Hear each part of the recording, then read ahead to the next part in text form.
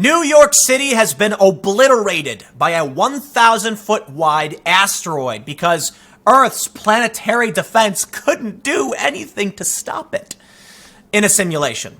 But it's still pretty cool. There was recently there was a planetary defense conference.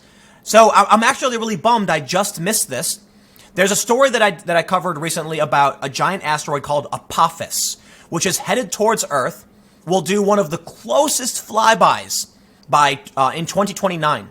And they're having real conversations now, NASA, about planetary defense. What can we do to mitigate an asteroid strike? Unfortunately, in this simulation, scientists failed to save Earth by deflecting it in a terrifying Armageddon scenario. It's kind of funny, but also kind of nightmarish. But at least here's the thing. If you live in New York and the asteroid hits, at least you'll be dead before you know it. The rest of us down south, because I'm in South Jersey, we're going to see the explosion, feel the shockwave, the power gets knocked out, and then we can stand there and wait as we see the shockwave off in the distance come to wipe us out too. Oh, that's going to be fun. Yeah, so, when I was younger, my dad would always say, the best place to be in a nuclear, if a nuclear warhead hits, is near the impact zone, so you die instantly. Because if you're a certain distance away, you get melted by the radiation and the fire, and even if you survive, oh man. But you don't want to die, right? If you have a chance to survive, you do it.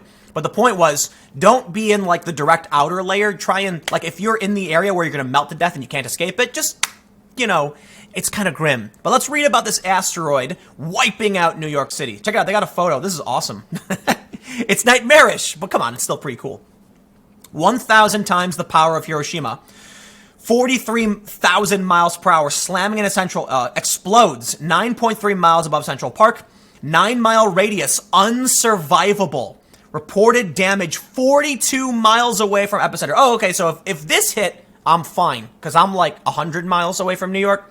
But if it was like a really big, like extinction level event, woo, oh boy. New York has been obliterated by a 1,000-foot wide asteroid, or at least that was the devastating result of a simulation designed by NASA to test whether a team of scientists and engineers could save Earth from such an apocalyptic event. The New York extinction event follows on from the French Riviera being destroyed in 2013 and Dhaka being wiped out in 2015, although Tokyo was saved when the exercise was run in 2017. Hey, that's good, right?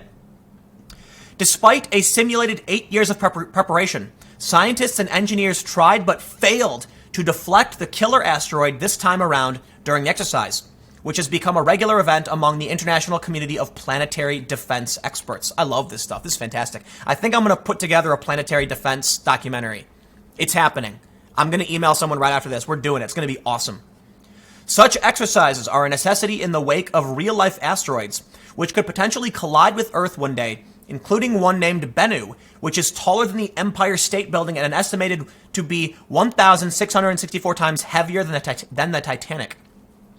The latest simulation began near Washington with the following alert. An asteroid roughly 330 to 1,000 feet in diameter has been spotted, and according to rough calculations, had a 1% chance of hitting the Earth on April 29, 2027. Oh, God! The chance of Apophis hitting Earth was calculated at 2.7 until they updated it, and now it's like, I think, 0.01%. Still. Each day during the conference, some 200 astronomers, engineers, and emergency response specialists received new information, made decisions, and awaited further updates from the organizers of the game, designed by a NASA aerospace engineer. As fictional months ticked by in the simulation, the probability of the giant space rock crashing into Earth rose to 10% and then 100%. Oh, God. NASA launched a probe in 2021 to examine the threat up close. In December that year, astronomers confirmed it was headed straight to the Denver area and that the western U.S. city would be destroyed. The major space powers of the United States, Europe, Russia, China, Japan decided to build 6 kinetic impactors, probes meant to hit the asteroid to change its trajectory. It took time to build the impactors and wait for the right launch window. The impacts were set for August 2024. 3 impactors managed to hit the asteroid. The main body was deflected, but a smaller fragment broke off and continued on a deadly path, this time toward the eastern U.S. Oh, great! You've doomed us. Washington considered sending a nuclear bomb to deflect the 60-meter rock, repeating a successful strategy that saved Tokyo last year, but it was crippled by political disagreements. Sounds about right.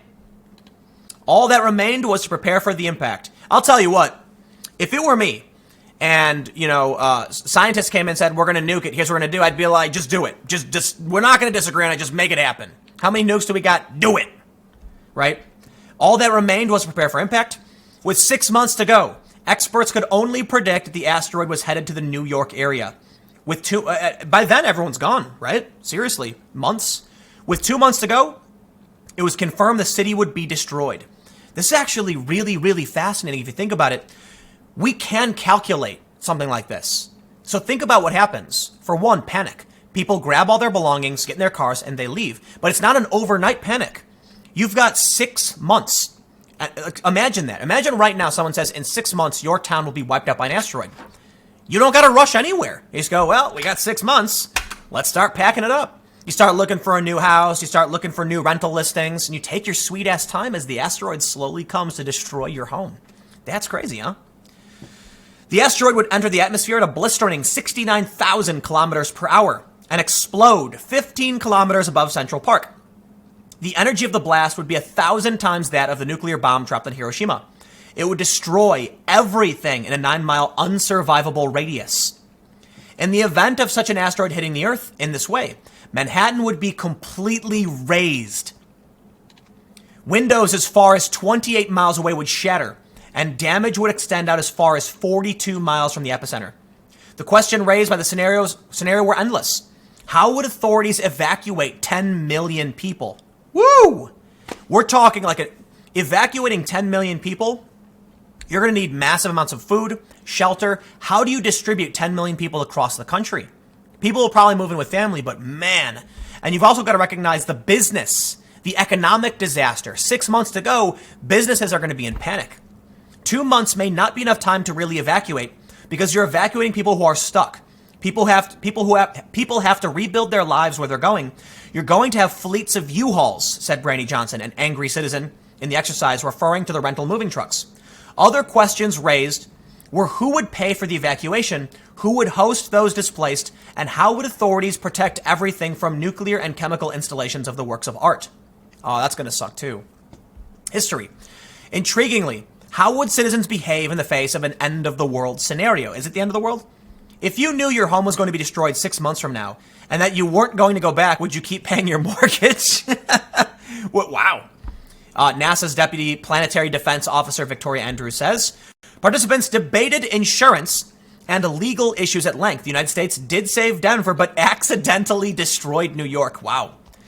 In the situation, under international law, the United States, regardless of fault, as the launching state, would absolutely be liable to pay compensation, said Alyssa Hadaji, coordinator of a group of 15 international space lawyers created to study those very issues. The fictional killer asteroid is, of course, highly unlikely. Paul Chodas, the NASA engineer who designed the game, told AFP. But we wanted the issues to be exposed and discussed. Here's the thing. It sounds like most of the time we've tried these scenarios, we've lost and the asteroids hit the Earth. Only once did we actually prevent the disaster. But again, they're scenarios we create in simulation, so what does that really mean? Astronomers at the conference took the opportunity to defend the NEOCAM Space Telescope project, which would help scientists better identify asteroids and react earlier to threats. The next simulation exercise will take place in 2021 in Vienna. Chodas left open the possibility that it will be Europe's turn in the line of fire.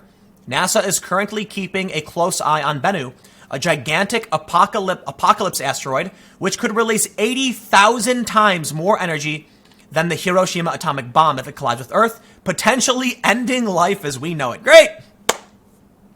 The 500-foot rock is taller than the Empire State Building and is estimated to be 1,664 times heavier than the Titanic. And scientists say a collision with Earth could potentially have a cataclysmic effect on millions of lives. But the space agency insists immediate doomsday preparations won't be necessary, as the rock is not expected to fly close to the planet until next century. Maybe by then we'll have things more powerful than nuclear weapons. Maybe we'll actually have gravity manipulation or maybe we'll discover a new spectrum in the universe. Who knows? NASA's probe OSIRIS-REx is currently orbiting the asteroid on an observatory mission with plans to land on the surface in 2020. So here's the good news. We're really not likely to be hit by anything this large. As I mentioned in the previous video, my understanding is that Jupiter acts like a filter. It's so massive that it, most of these things get pulled towards it, and it can actually help us in the long run. So we are relatively safe. It's very unlikely. But I will add, if it ever comes time that we discover we're going to be hit, these planetary defense simulations aren't looking too good. And it doesn't sound like we're going to survive. But anyway, we'll leave it there. More of a fun, science-y video. New York getting wiped out. There you go. I'll see you guys tomorrow on the main channel at 10 a.m. Thanks for hanging out. I'll see you.